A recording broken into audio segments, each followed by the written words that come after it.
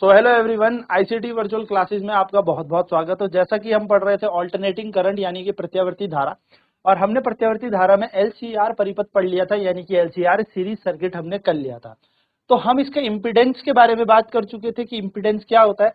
तो LCR series circuit का impedance जो होता है, एक बार उसको रिकॉल कर लेते हैं। Impedance of LCR series circuit यानी कि एलसीआर श्रेणी परिपथ प्रतिघात बोलो प्रतिबाधा, बेसिकली कि प्रतिबाधा क्या होती है। तो Z बराबर होता है under root XL minus XC का whole square plus R square. ये हमने देख लिया था। नाउ हमने इसका 10 फेज एंगल भी देख लिया था कि फेज कितना होता है। फेज डिफरेंस हम जिसे कहते हैं, जिसको हम कलांतर कहते हैं। तो कलांतर जो होता है वो 10 फाई हमने पढ़ा था, और वो होता है XL माइनस XC बटा R। ये हमने ध्यान से देखा था, जिसमें हमने 10 फाई का मान जो देखा था वो क्या देखा था। 10 फाई का मान हमने यहाँ पर देखा था omega L minus 1 upon omega C बटा R, है ना। ये छोटी सी बात याद रखिएगा, हमने यहाँ से देखी थी ना। अगर हमारे पास यहाँ से 10 फाई है तो हम यहाँ से एक ट्राइंगल बनाते हैं जिसका नाम है इम्पीडेंस ट्राइंगल। इम्पीडेंस ट्राइंगल यानी कि अब हम यहां से बनाएंगे प्रतिबाधा त्रिभुज। प्रतिबाधा त्रिभुज। तो देखो, प्रतिबाधा त्रिभुज के लिए हमें पता है 10 फाई का मान ये है। अब बचपन में हमने पढ़ा था 10 फाई मतलब होता है परपेंडिकुलर अपॉन बेस। बचपन में क्या पढ़ा था, 10 फाई का मतलब या 10 थीटा का मतलब होता है परपेंडिकुलर अपॉन बेस। यानी कि 10 कैसे निकाला जाता है, 10 थीटा का फंक्शन जो होता है वो होता है लंब बटा आधार, है ना।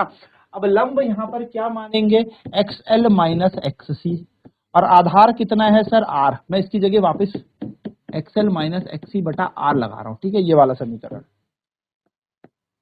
तो ये यहाँ पर लंब है, ये यहाँ पर आधार है। आप चाहे तो ये भी लगा सकते हैं, कोई इशू नहीं।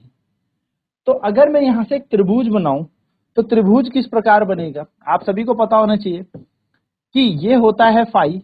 फाई के सामने होता है यानी कि एंगल, और एंगल के सामने हमेशा क्या मिलता है, कोण के एकदम सामने हमेशा होता है लंब यानी कि परपेंडिकुलर, जो है XL माइनस XC। आधार कितना दे रखा है, R। तो हम यहां से हाइपोटेनियस निकाल सकते हैं इसका। हम यहां से कर्ण निकाल सकते हैं, और कर्ण निकलेगा XL माइनस XC का whole square plus R square. Sir कैसे निकाला, तो परपेंडिकुलर का स्क्वायर प्लस बेस का स्क्वायर बराबर होता है हाइपोटेनियस का स्क्वायर, जिसको हम बेसिकली पाइथागोरस थ्योरम भी कह रहे हैं, ठीक है, उसी से तो निकाला हमने। और यही होता है इम्पीडेंस। तो इसको कहते हैं हम इम्पीडेंस ट्रायंगल, ठीक है। चलिए तो जल्दी से इसे नोट करेंगे।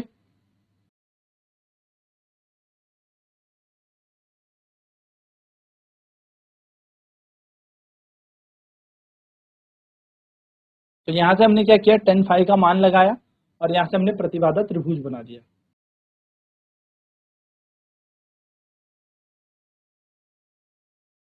वैल्यूज रखने के बाद आपको क्या मिलेगा, आपको ये त्रिभुज मिल जाएगा। अब यही तो इम्पीडेंस है, यही तो प्रतिबाधा है।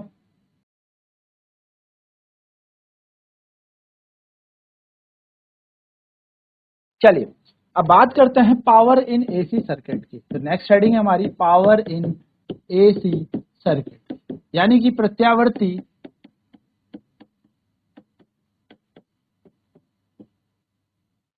परिपथ में शक्ति कितनी होती है, क्या शक्ति रहती है। तो आप सभी को पता है पावर जो होती है वो फॉर्मूला होता है power is equals to voltage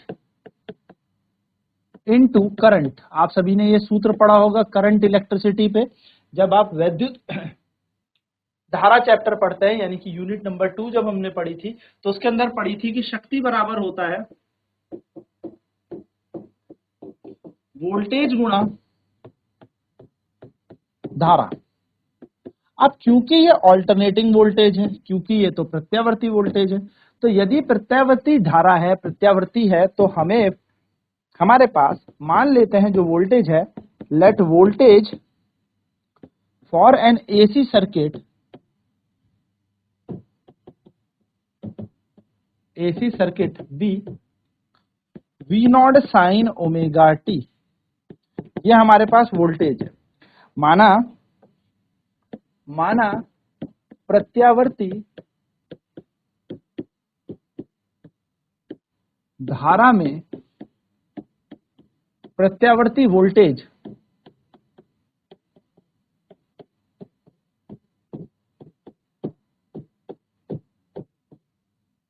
V बराबर V not sine omega T है and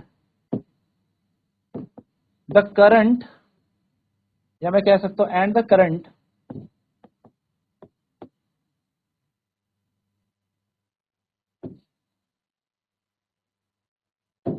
bye phase angle phi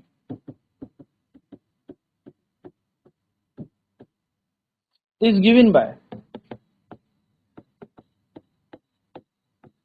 और धारा जो फाई कलांतर से चल रही है वो होगी I बराबर I not sine omega t minus का फाई, क्योंकि चलो मान लिया ये फाई के फेज एंगल में दोनों के दोनों चल रहे हैं फाई। अब वोल्टेज आगे चल रहा है, फाई एंगल कुछ भी एंगल हो सकता है, 50 डिग्री, 90 डिग्री, 60 डिग्री, कुछ भी एंगल हो सकता है। और ये कितने से पीछे चल रहा है, फाई एंगल से पीछे चल रहा है करंट। तो हमारे पास क्या दे दिया, वोल्टेज हमें दे दिया, प्रत्यावर्ती वोल्टेज, प्रत्यावर्ती धारा जो कि फाई कलांतर से पीछे चल रही है, ये हमें दोनों की दोनों चीजें दे दी प्रत्यावर्ती के केस में। तो नोट करेंगे जल्दी से।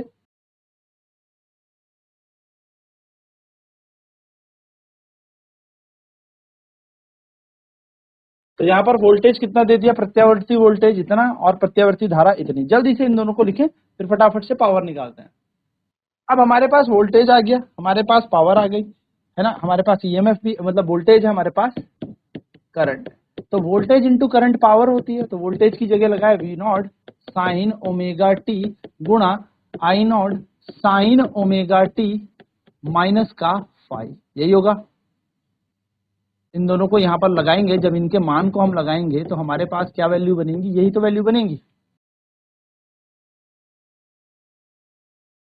अब यहां पर हम क्या करेंगे, P को P छोड़ देते हैं, V नॉट को V नॉट, I नॉट को साथ लिख देते हैं, इस साइन ओमेगा टी को ऐसे का ऐसे ही, और यहां पे लगा देते हैं साइन A माइनस बी का सूत्र।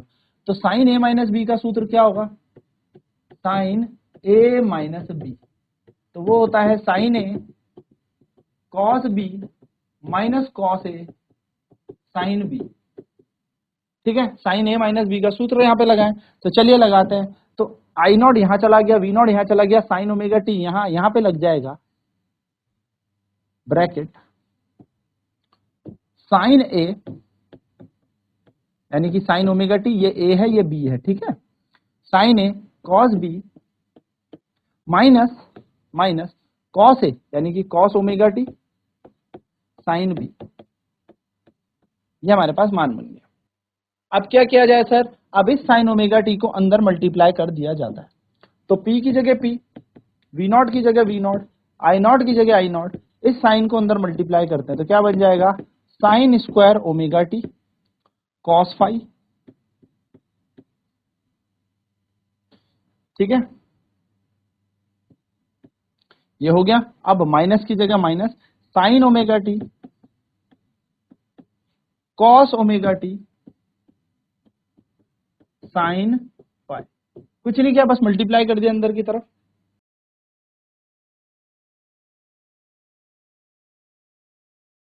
अब क्या किया जाए सर, तो अब इतने टर्म को ना, जो ये लास्ट वाली टर्म आपको देखने को मिल रही होगी ये वाली, इसको 2 से मल्टीप्लाई 2 से डिवाइड करने पर क्या होगा, देखो बाकी सब सेम रखना, इसको 2 से मल्टीप्लाई किया और 2 से डिवाइड किया, यहां आया sine omega T cos omega T sine phi की जगह साइन फाई। आप देखेंगे ये बन गया 2 साइन थीटा कॉस थीटा का सूत्र। तो यहां पर हमारे पास क्या बन जाएगा, P बराबर V nought I not sine square omega T cos phi -1/2। 2 sine theta cos theta होता है साइन 2 थीटा, है ना। 2 sine theta cos theta sine 2 theta, और यहां आ जाएगा साइन 5। जल्दी से इसे नोट करें।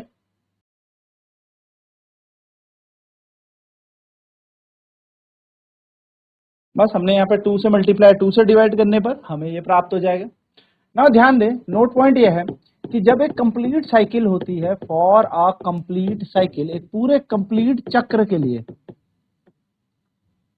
फॉर अ कंप्लीट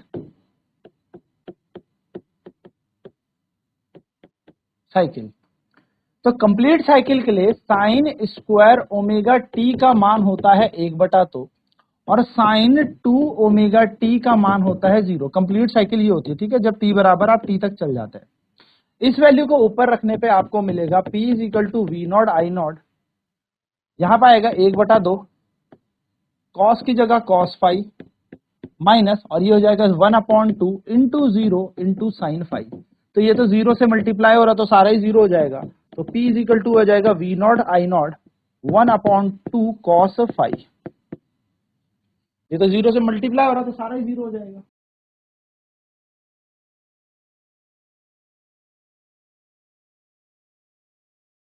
अब आप अगर इसे लिखें, ये 1/2 है, ठीक है, इसे थोड़ा तरीके से लिखा जाए तो ये लिखा जाएगा 1/2 V nought I nought cos 5।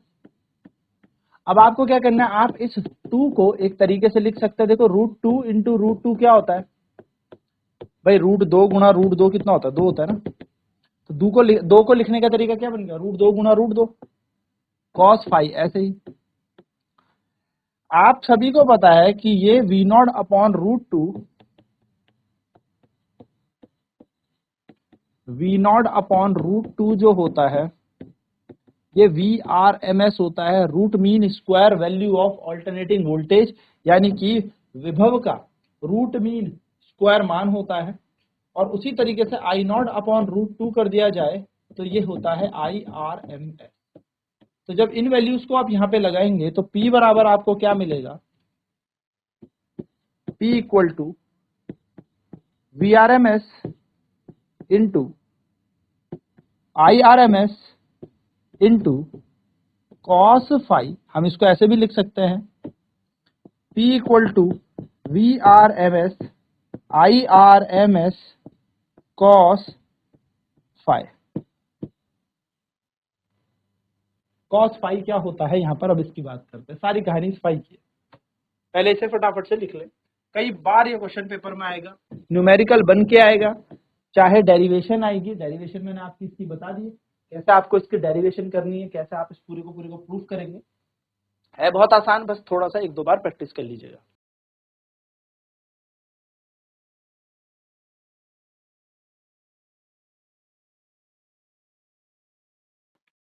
Now आपको नोट रखना है इस फॉर्मूले को, power is equal to VRMS गुणा IRMS गुणा cos 5। अब आप सोचिए, सारा का सारा खेल किसका, इस फाई का। तो इस cos 5 को यहां पर कहा जाता है पावर फैक्टर, शक्ति गुणांक।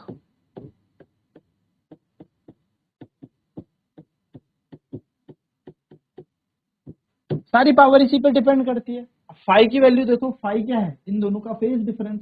जितना फाई होगा उस हिसाब से शक्ति आपको मिलेगी, यानी कि जितना कलांतर होगा उस हिसाब से शक्ति आपको मिलेगी। चलिए जल्दी से नोट करें।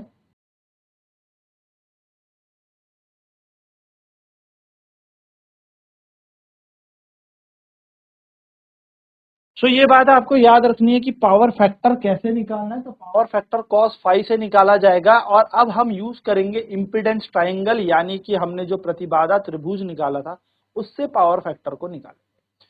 तो यहां तक हमने पूरी की पूरी चीजें देख ली कि कैसे आपको पावर निकालनी है, कैसे आपको शक्ति निकालनी है। प्रत्यावर्ती धारा में शक्ति का फॉर्मूला होता है VRMS गुणा IRMS गुणा cos 5, जहां पे cos 5 को बोला जाता है पावर फैक्टर, यानी कि शक्ति गुणा। तो आज हम इतना ही करेंगे इस क्लास में, और नेक्स्ट क्लास में आगे बात करेंगे कि कैसे इंपीडेंस ट्रायंगल त्रिभुज लगाकर इस cos 5 यानी कि शक्ति गुणांक यानी कि पावर फैक्टर को निकाला जाए। तो आईसीटी वर्चुअल क्लासेस में आज इतना ही। जुड़ने के लिए बहुत बहुत धन्यवाद। आपका दिन शुभ हो।